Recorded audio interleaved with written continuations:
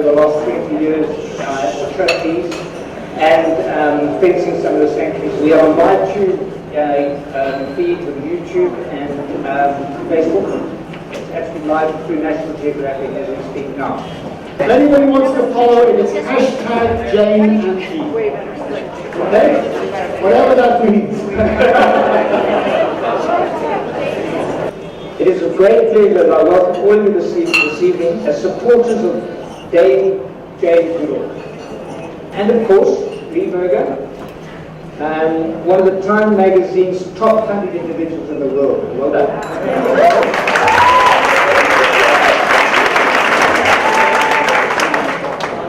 Just before we start, I think that Evelyn would like to make a quick presentation. If Evelyn and Gail could come up, please. Thank you, John. We know that this is a very important evening and you want to really get to hear Jane, but we also really want to appreciate people that do a lot for us, and there are many people that do. But there's one very, very special lady who, Roots and Shoots, is alive in South Africa today because of Gail's commitment to Company Wot-If. She's kept us going, she's supported our staff, she really, really is an amazing person and we really want to acknowledge her. So, Gail, on behalf of JGI, and I want, if you could come to Jane so she could give it to you. Jane would like to present a book to you. Yeah. Well.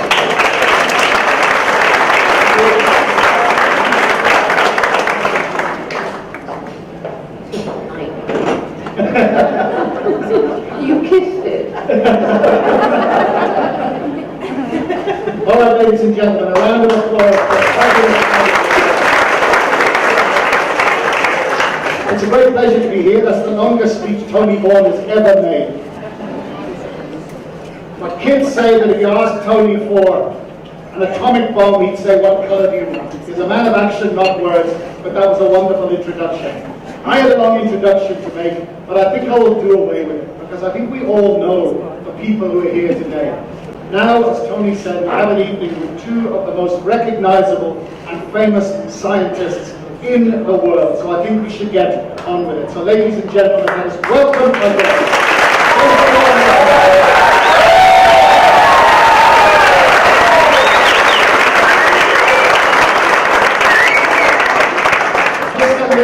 Background information. We were going to sit on these beautiful seats, and Jane pointed out and said, "I've just realized the people further back will not be able to see. Why won't we sit on the back?" So that is the way Jane Goodall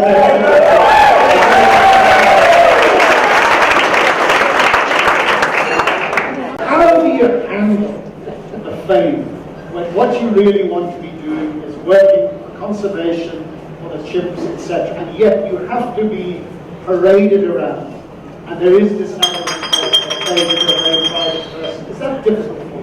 It was very, very difficult. It was horrible when I first realized what was happening. But the way I've come to terms with it is that there's two Janes. One is this one talking to you, sitting on the backs of chairs, the Goodall with shoes down here, you know. But then there's the iconic Jane that was created, I guess, by the National Geographic, Discovery, that sort of thing, that's kind of out there. And that's the Jane that most people know. So I know I'm this one. I have to try and live up to that one. Fabulous.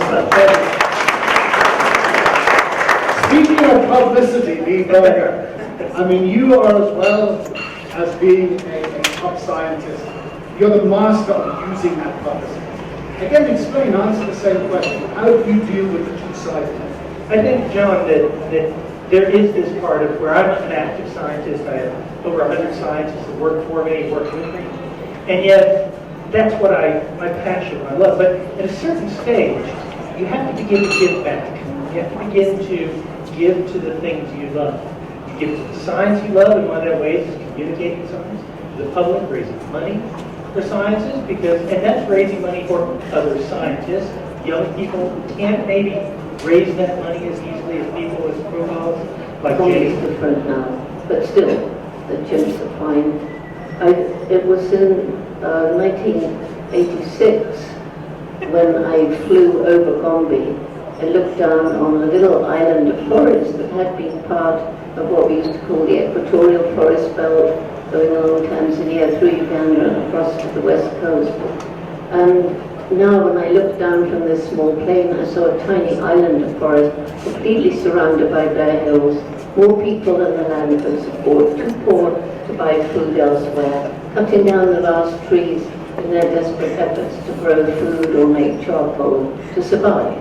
And that's when I realized we can't even try to save the chimps unless we can improve the lives of the people.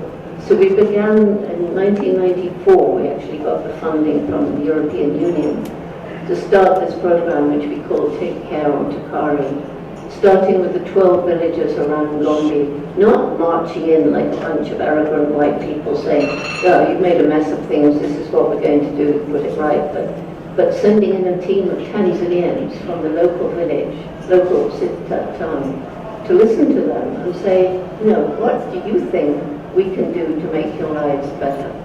So I won't go into that, very successful. And starting with those 12 villages, we're now in 56 villages, and all around Gombe the trees have come back. And down in the south, which is where about 70% of Tanzania's chimps live, there's still forest left, but they're not protected. So we're using the same method to work with the villagers there to protect the forest as we're using around Gombe to restore the forest. So if you fly over now, you won't see any bare hills. And tell us about NASA's involvement, because it seems you're involving the local people, you're also involving a world-famous high-tech organization like NASA. Explain that, Jane. Well, it started with a young man, Lilian Pintea, who came to do his PhD with satellite imagery and high-resolution mapping. And he became completely hooked on Gombe. And he's the one, he started with Esri, if you know that group, and then went on to Google Earth, and then Digital Globe, which provides the images for Google Earth. And NASA is the last of he's the one who made those overtures to these high-tech companies. And I would say JGI is certainly one of the leading organizations, if not the leading organization, to use satellite imagery to help conservation and going into drones and things. But I think the most exciting is each of the 56 villages has 2 volunteers who become forest monitors, and they have been given smartphones and iTablets by Google Earth, and they've chosen what to comment on when they go into the forest, their forest, and they mark down an illegally felled tree or a leopard paw print or a cartridge or whichever on both sides. And all of this information, when they can download it, goes up into a platform in the cloud. So I used to think clouds' main job is to produce rain. Cloud appears to be producing data. The last part of it is that yes, we look after orphan chimps. We've got 2 sanctuaries. One is right here, Chimp Eden, and the other one is Chimpunga that Tony mentioned. I mean, 165, 67, I can't remember which. That's an awful lot of chimps. Most of them are adults.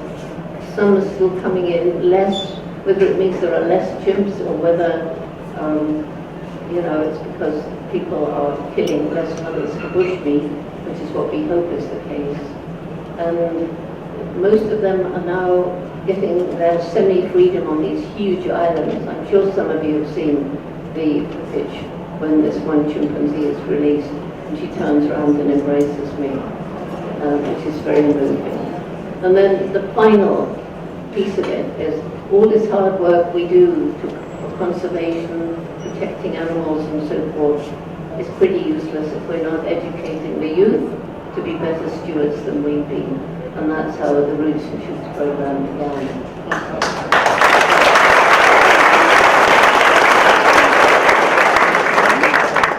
I think my field of science, which was largely done, paleoanthropology, human origins, was largely done by foreign scientists. There were some exceptions. The Leakeys were based out of Kenya and working in Tanzania, who were both important in both Jane and my career. But most of the science was done by fly-in scientists that would come into a country, look for these fossils that were seen as precious by the rest of the world. They'd often take that information away and study it overseas. So you see a university in the United States, Europe, somewhere, that would get the credit. What Jane touched on is the importance of the development of sciences and industry around these sort of areas of conservation in the countries that need it, in the developing world countries. What we've seen here in South Africa in the last 15 to 20 years has been extraordinary. I represent a team of well over 100 scientists from all over the world that are coming into South Africa because of the discoveries like Sediba and Homo naledi and the other things, but they're creating jobs. They're building an industry of science right here in South Africa. So someone like me now, as remarkable as this would sound, would say that we are the largest program of human origins in almost every aspect, from the training of students to the first-rate technology to the number of scientists involved to the output that we produce in the entire world. And we're also probably the biggest employer of people, Africans, here, training them technical skills and high-tech skills and the next generation of academics and educating the public around the world anywhere on this continent and probably anywhere in the world. And it's that gives back, and that's why governments should care. Fantastic. When you were, I think, a 23-year-old, very attractive young lady who ended up in Africa, what were your expectations? Take us back and tell us what you thought in those days, Jane. Isn't that the making of a little scientist? Curiosity, asking questions, not petitions. There was all there. A different kind of mother might have crushed it, and I might not be doing what I'm doing. But anyway, she found books for me about animals, thinking I would learn to read more quickly. So I think I was 8 when I met Dr. Dolittle. And then we had no money. It was World War II was raging. All our clothes were second-hand. And, you know, my father was off. He joined up at the beginning of the war. And books came from libraries. But there was a lovely second-hand bookshop, and I would spend hours in it. And I just had saved up enough money to buy this little book, which I still have, and it was called Tarzan of the Apes. So I read it from cover to cover, and of course I fell passionately in love with this glorious Lord of the Jungle. And what did he do? He married the wrong Jane.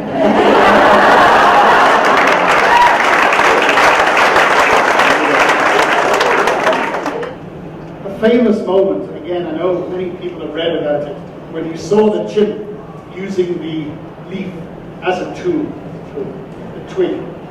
Explain that. Did it hit you immediately? This was earth-shattering. Well, I knew that at that time, arrogant science believed that humans and only humans used and made tools. We will actually define this man the toolmaker. And so somehow I'd seen enough of the chimps not to be completely surprised, but I knew it was exciting. And I think the reason it was most exciting, it was leaky. We had money for 6 months only. This was in the 4th month. And that observation was so exciting to Leakey. He got National Geographic involved, and they sent Hugo Van Eyck to take photographs and film, and that took the chimps into the hearts of people all around West America and then the rest of the world. So it was for me, it was very, very significant. But now, of course, we know many animals can use tools. So Leakey felt that there was a common ancestor, an ape-like, human-like creature, almost before his time, 6 million years ago, something like that. And so he thought, well, if Jane finds behavior that's similar or even the same as human behavior, then perhaps that behavior came with us through all those 6 million years on our separate evolutionary paths. That gave him for the first time an idea of how early man might have behaved, these fossils he was digging up at Orphaned. And, you know, so my question to you is, these guys, what sort of tools did they use? Have you found them? She's pointing to a skull of Homo naledi that's sitting there in front of us. Jane carries her fluffy toys. Yeah. I carry my not-so-fluffy toys. They're not as pretty as her that are here. This has got a tiny brain. Hominid has a brain about the size of an orange, maybe 450 to 500 cubic centimeters. And in the old way of thinking, much the time before Jane saw those chimps termite fishing and using tools, we thought that brain was too small to be complex. He proposed a year and a half ago that this is a complex animal. It's not a human. No one would mistake it for a human. But it's doing things like perhaps deliberately disposing of its dead. Something no other animal that we've seen does on a visualized or regular basis. The question that Jane's asking me is a great one. Did they use tools? Well, their hands, which we found complete with them, look like tools. What we haven't found in that dark chamber are tools yet. We may have found things outside of that chamber, but we've yet to draw that together. You're going to hear, by the way, some extraordinary announcements in about 3 weeks that deal with this and that also deal with brand new discoveries. I want to touch on something you were talking to the young people, and I'm passionate about inspiring young people too about science, but also about exploration and discovery. Yeah, well, you know what you said about the intelligence of different animals. I always tell young people that if they want to go into animal behavior, I think it's the most exciting time because windows are being opened up, science is less arrogant. And you mentioned birds. Science used to say birds can't show intelligent behavior because their brains structured differently. Lo and behold, we know that birds can use tools and do all kinds of neat things. And then I think the next thing to really capture the imagination was the amazing intelligence of the octopus. And if you don't know about it, Google octopus and clamshell and you will be amazed. And the latest one that I saw about a month ago was that a bumblebee can be taught to pull a thread so that it can reach a drop of nectar. But even more amazing, bumblebees who've not been taught can learn simply by watching the bumble, which nobody could possibly believe. And trees can communicate with each other. So it's the most amazing time in my fields as well as yours. Can I add something? You're looking at probably one of the biggest Bigfoot skeptics that ever lived. I offered a couple of years ago a $10,000 prize to anyone who could on Twitter. Anyone who could produce. Join the power. I know. I'm almost ashamed of that right now. For anyone who could produce evidence that could be experimentally tested that they existed, and no one came forward. But of course, I've also been in that intervening time period. I used to say very arrogantly as a scientist, because if Bigfoot existed, where's the fossil record? Where's that single fossil? You've got fossil records all over the world. Where's that one fossil of a Bigfoot? Until I found an entire brand new species right under your nose. So, and you'll also hear something in a couple of weeks saying why I'll have to eat my words a lot on this sort of thing. So anything's possible. How old is that? You know, since I don't mean the plastic one. Since I've been 16, I've never been asked so much about dating in my life. Until hominid came along, everyone says, can you date hominid? The answer is yes, we can date hominid. The answer is we have dated hominid. I'll give you the precise age in a couple of weeks. You know, compared to what I went through, you went through nothing.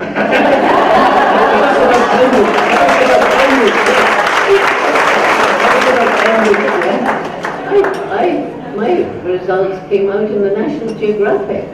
I was the Geographic cover girl. It was only because of my legs. And, you know, when I first got to Cambridge, having never been to college, and I was nervous, you can imagine. And to be told by most of the professors I'd done my whole study wrong, I shouldn't have given the chimps names, that wasn't a bit scientific, they should have had numbers. I couldn't talk about them having personalities or minds, and certainly not emotions, because they were unique to us. But fortunately, when I was a child, I had this amazing teacher who taught me that for all their erudite knowledge, the professors in this were wrong. And that teacher was my dog. You cannot share your life in a meaningful way with a dog, a cat, a horse, a rat, I don't care what it is, and not know that the animals have personalities, minds, and feelings. And now we can study those things. But I was, I fortunately never wanted to be a scientist, so it wasn't as bad for me as it might have been, but still, I was cold-shouldered in the scientific community totally, and I thought I didn't mind at all, but I found out later I actually did. It rankled. Can I say something about Jane Goodall, the cover girl? I just found it.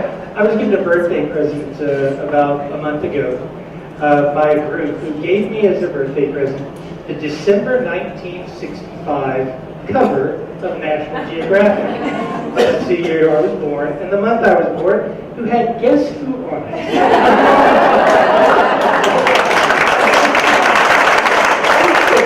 Ladies and gentlemen, I feel it's an absolute privilege to be here. We're going to take some questions now. If we can do it in a fairly disciplined way, there'll be two ladies with microphones. Keep your hands up. We'll try and get as many as we can, okay? Thank you very, very much indeed. Over there. Good evening. This question is directed specifically at Jane. I just wanted to say that about 22 years ago, I met you for the first time at school. I was 8 years old, and for the past 22 years, you've been my role model. This is really a really great experience for me to see you again. And I wanted to ask you, from a very personal point of view, how you maintain your optimism in the face of all of the adversity you have in the environmental and conservation field, specifically for us aspiring conservationists. How do you maintain this optimism? Well, clearly, particularly now, it's getting a bit harder because of the new President of the United States. Don't mention the war. But I maintain my optimism because as I'm traveling around the world, I'm continually meeting amazing and extraordinary people who tackle the impossible and won't give up and succeed.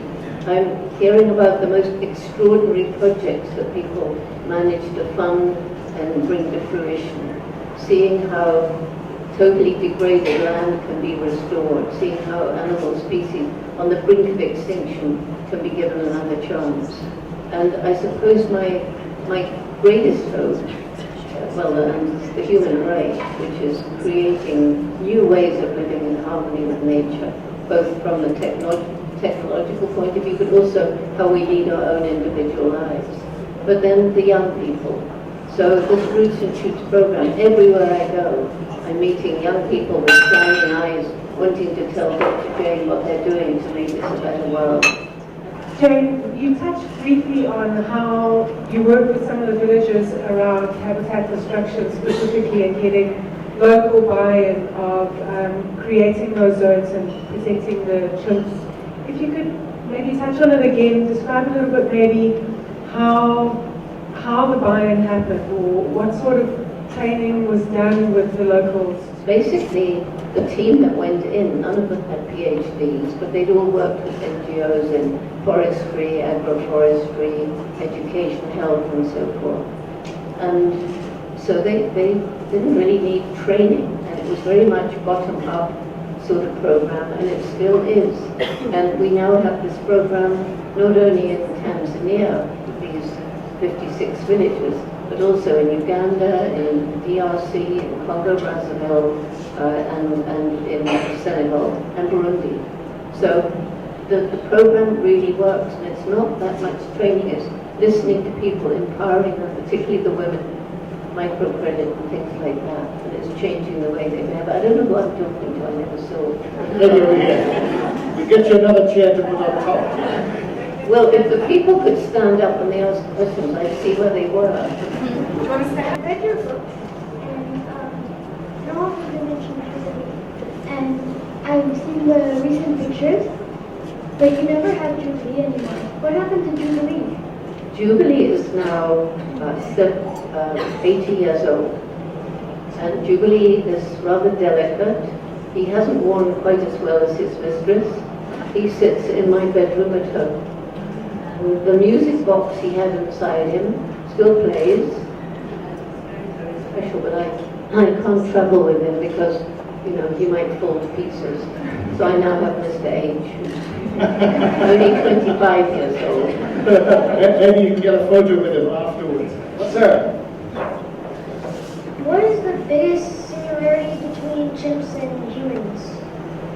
biggest similarity, so we might mention the biggest difference as well.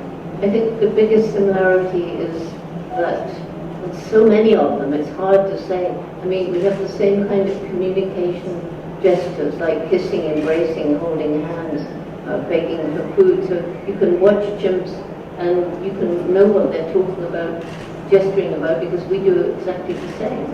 And the family bonds that can last throughout life, that's very much like us. And they sometimes hunt for meat and they share like us. They show brutal, aggressive behavior and even a kind of warfare, but they also show love, compassion and true altruism. So in all these ways, they're really, really like us. Captive ones, some of them love to paint. They can learn sign language and they can tell you what they painted if they know sign language. Then I think the biggest difference is this explosive development of our intellect. And chimps can do things we never thought they could. Other animals can do things we never thought they could. But we've designed a rocket that went up to Mars, and a little robot is crawling around taking photographs. That's a whole different level of intellect, which we never talked about this, Lee, but I think the fact that we learn this kind of language so that we can discuss things as we are now and bring people together to try and solve a problem, I think that's probably had some influence on developing the intellect. So where does Donald Trump fit in? You don't have your answer. How old were you when you met a chimpanzee? I was 26. I went to Africa when I was 23. I met Leakey. He offered me the chance, and it took a year to get the money, because who was going to give money to this young, untrained girl? So I was 26 when I first met a chimpanzee, who took one look at me and ran away. How old are you? 8. Okay, so you've got a couple of years. Over there. I guess my question quite relates to how old you were, but around how you found being a woman in the field through so many changes within how women are viewed. So being a woman in science and how you've managed to handle that. Well, I'm not a normal scientist, and, so I know a lot of women now battling in the scientific fields with male colleagues who are not exactly always, certainly in the US, not very nice. But I've never had to worry about that. I didn't really want a PhD. He told me I had to get one. I did it for him, and then I went back into the field. So I just did my thing. Can I add something to that? Because we're in an amazing period as well. And I know sometimes what you see about the way women are treated in science is disheartening. But it's also a point where a lot of the trends in science are shifting, where there are actually probably, in most, particularly the natural sciences, more women than men. The next generation is going to look very different and treat science in a very different way, I think, in a better way. In fact, as women begin to interact with science, which has been largely dominated by balding, white-haired men like me. And it's not just in observational sciences or laboratory sciences. They're doing the most extreme stuff. Somewhere in this room right now is one of the famous underground astronauts. Marina Elliott is in this room right now. Stand up, Marina. Come on. Oh, there is extraordinary woman scientist. Not only does she risk her life in case she squeezed through those famous 17.5 centimeter gaps going down 40 meters underground to recover fossils, she now leads an entire expeditionary team risking their lives every day to discover this stuff. That's a hero woman scientist of the future.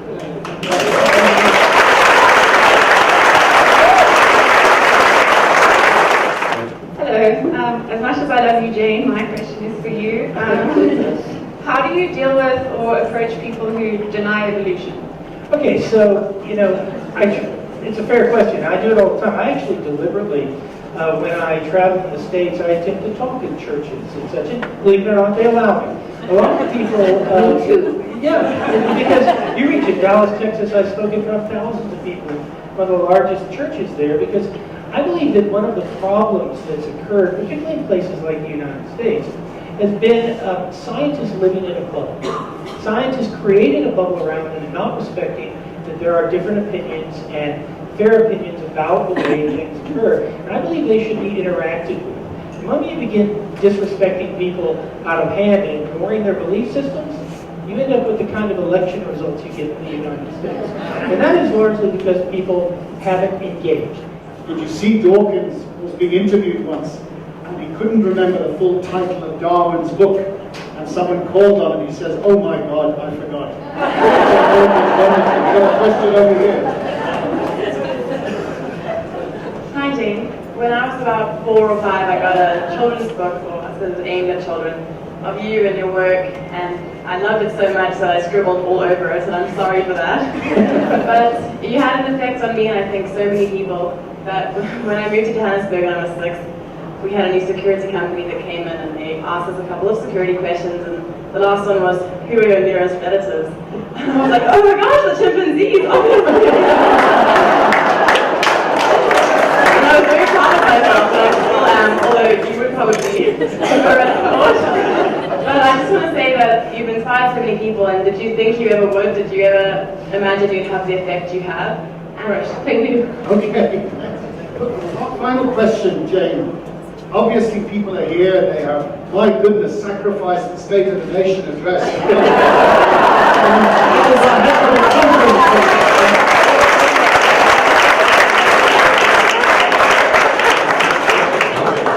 In fact, given the chance, I think half the members of Parliament would go. Please don't quote me on that. People are here because they care. And a lot of that is, I think, the work that you two have done. So if somebody would like, Evelyn over there, put your hand up, Evelyn. If somebody would like to do that, if people here want to make a contribution, for example, I know you want to bring some Roots and Shoots kids over to England.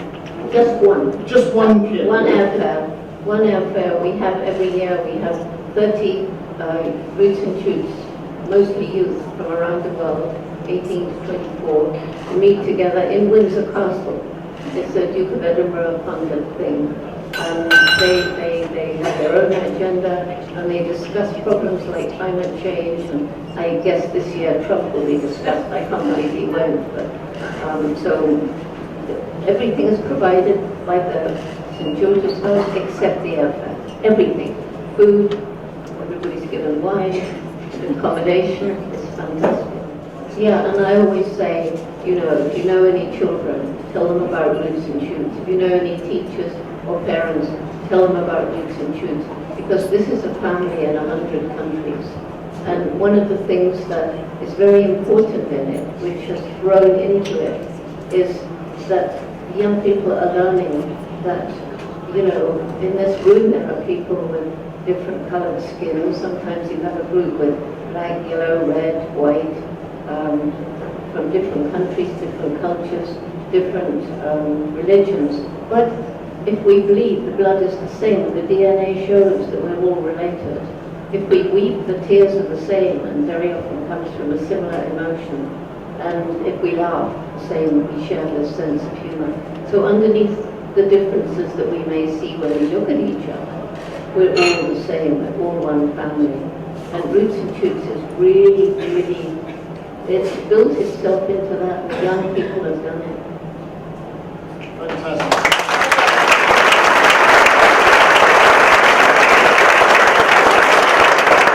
Ladies and gentlemen, it's been an absolute privilege to be here. For everybody who's been involved in setting it up, to Jackson's and all the sponsors that Tony mentioned, thank you very much indeed. I think it's been a special night, and I think it's a night that we will all tell our grandchildren about. I certainly will. Ladies and gentlemen, it's here. I'll leave it there.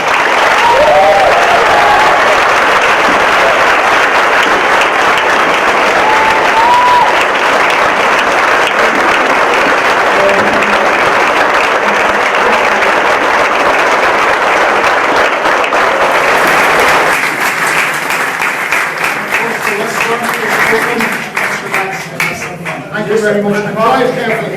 On behalf of everybody, I think that interview was the best of clips. And that's going to go viral like you can believe. Jay, you're a star. John, thanks a lot. And of course, Lee, thanks again, everybody.